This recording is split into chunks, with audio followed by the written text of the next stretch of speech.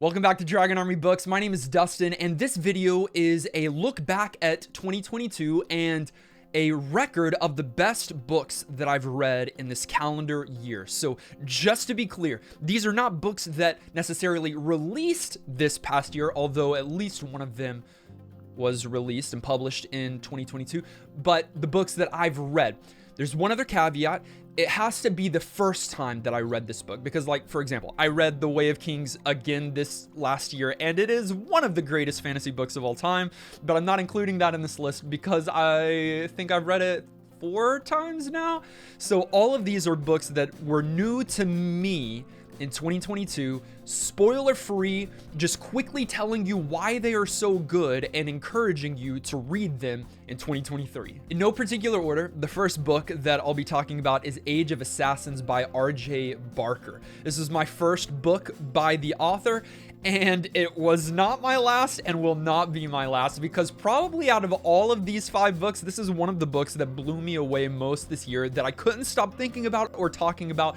And this has only happened a couple of times before, but as soon as I finished the book, I read it again. I think this year, I'm serious, I think this year I read Age of Assassins 3 times. That's only happened to me with like Red Rising, maybe another book before, but it was one of those where I read it, it was all revealed, and I was like, I can't leave this yet. I've got to read it again. And there's a trilogy of these books, and I read them all this year as well. Age of Assassins is a relatively simple story. It focuses on a young 15-year-old boy named Gerton Clubfoot, and he is an assassin in training, and him and his mentor go to a castle to try to figure out who is the assassin trying to assassinate the king. To catch an assassin, use an assassin, and so there's this mystery. I love mystery stories. Really, you strip away a lot of the fantastical elements in this, the medieval castle, the assassins, those kinds of things. You get an Agatha Christie novel here, which is what I'm all about. And I loved the magic, I loved the characterization, the simple writing, everything was just, it worked for me. I loved everything about it. It flows perfectly. The rest of the series is remarkable as well.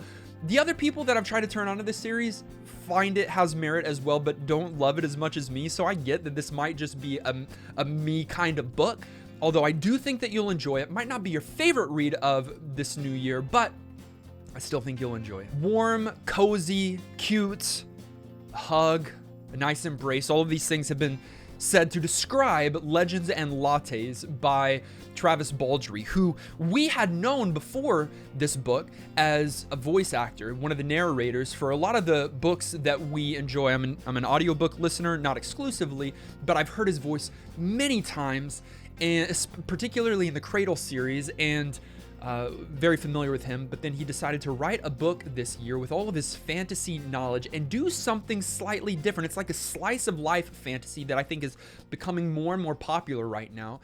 And this story and world is both familiar to the fantasy reader and unfamiliar. It's familiar because there's orcs and goblins and dwarves and gnomes, and we've got swords and shields and magic and all of those things. But that it's unlike that because we're not following some kind of like warrior.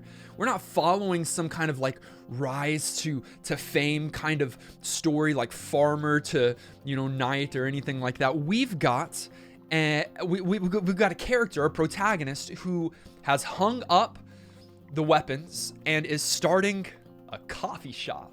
I heard one reviewer say that it's like if you crossed Dungeons and Dragons with Animal Crossing. And I love that review. I love that idea that it's got all the fantastical elements that many of us are familiar with, but it's cozy. If this would have came out in the height of the pandemic, I think it would have made even more of a splash on the scene. It doesn't have the greatest stakes of all, but it is a nice break from the grim, dark scene, from all the like people losing heads and limbs and lives, to something that is a little bit more like, will we be able to figure out the cinnamon the cinnamon bread recipe, or the cinnamon roll recipe, or will we be able to keep the shop, or it's all of those kinds of questions and things. So if you're looking for something with tons of drama, and if you're wanting something that is your typical fantasy, probably this isn't it. But if you need a good palate cleanser, but it's not just that, then this might still be in the realm of things that you enjoy, while slowing down the pace a little bit and causing you to just take in all of the niceties around you again. Next is All My Rage by Saba Tahir. I've been a Saba fan for a long time because of the Ember in the Ashes series. I've done tons of reviews and talk about Saba and her work, but this is the first non-fantasy book that she's published, and so to be honest with you, I put it off for a little bit because it's not particularly my genre.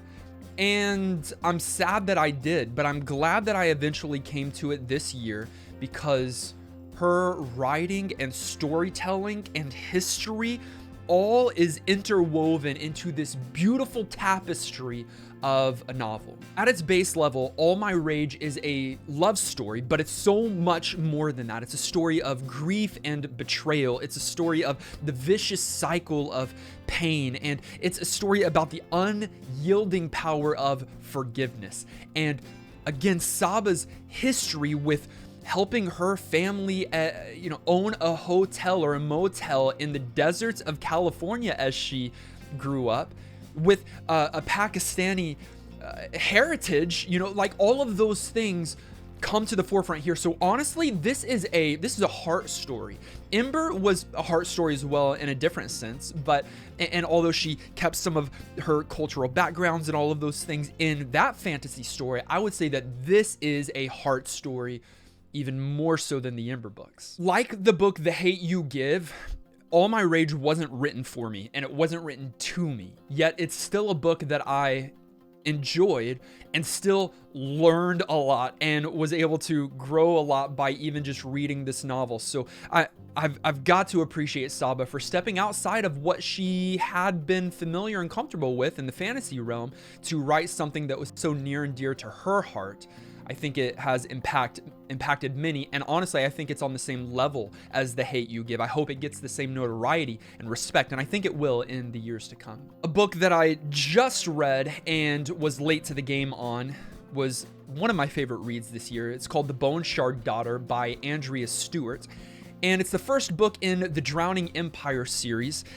And it's the debut novel of Miss Stewart, and I enjoyed it. I've had it on my bookshelf for a long time and hadn't gotten around to it. The third and final book in the trilogy is about to come out, and I wanted to get an arc of that book, so I thought, what better time than to read the first two books? So I hopped onto this one and liked it more than I expected to. I think it's a cool world with different islands. It's primarily a world constructed of these different islands, and you've got a multi-cast POV. You've got like five or five different characters that you're seeing through the eyes of at different times. And I never got bored of any of their stories. One is the daughter of the emperor of it all, and she's able to wield this bone shard magic, and these bone shards are taken from everybody's skull when they were young. It's a really cool magic system that I haven't heard of before. You've got Jovis, who is out on the seas with his own boat, and he ends up becoming like this child smuggler in a good way, saving children, and so that they're not having bone shards removed from their heads. And he meets up with this little creature, so he begins to get this magical ability because of his relationship with this creature. And then you've got these two lovers, Falu and Ronami, who are on different sides of this brewing escalation within their little province. One is the daughter of the governor, one is just a commoner, and so you've got their love and that tension there. And then you've got one girl who is named Sand because she doesn't remember her name or her past, but one day hits her head and begins to remember these things. All of these characters, their story starts in different places, but the novel and the narrative pull those stories together, and it's a good story with a lot of mystery in each of those characters' stories. And again, I really love when fantasy and mystery combine, and it's done well here. So this is one that I really enjoyed, and I'm looking forward to reading the rest of the series. And then finally, a surprise to no one, The Lost Metal by Brandon Sanderson, the book and review that kind of brought me back to YouTube after a year of not doing videos. I mean, surprise, surprise, Brandon Sanderson created another really good book. I thought this was the best in the era 2 of Mistborn. For me, my favorite one. I thought it was an epic conclusion. Sanderson always does well with those. I love the characters of Wax and Wayne, Steris and Marasi. Love them even more throughout this book. The evolution of the magic system from era 1 to era 2, and all of the lore that is just building on top of one another is so fascinating to me. I thought that Sanderson did really well here with his conclusion, and sets it up really well for era 3. This book in particular is like just an opening of the Cosmere, his created universe, where a lot of his books share the same universe and the same history and godlike magic systems, but they all work out differently on different planets and in different stories. So this shouldn't be the first book that you jump into, of course, in the Cosmere. You should read all of era 2, but really before then, you've heard many people say by now probably you should read era 1, Mistborn era 1. You should read some of the other books in the Cosmere as well. You can find all of those things on my full review of the novel. But suffice to say, I really liked this one. A note here, if you've got the physical book, read the physical book, great. But if you want to enjoy the audio experience, Michael Kramer and Kate Redding do a phenomenal job. They do so many of Sanderson's books that you're probably familiar with that by now, but they are probably the best in the game. And Michael Kramer provides the voices here, and so much characterization comes with that. Like, I know you can imagine it in your head as you read the book, but if you listen to Michael do it, he's better than you. Those are a few of the books that impacted me most, that I enjoyed most reading this past year. What about you? What are some of your favorite reads in 2022? Please let me know in the comments down below, because I would love to add some of those books that I haven't read to my TBR for 2023. I'm always looking for some good books. I want to know your 5 stars, top tier books. And as always, thank you so much for taking time to watch and like this video. If you haven't yet, click subscribe, join the Dragon Army. We'll see you in the next one.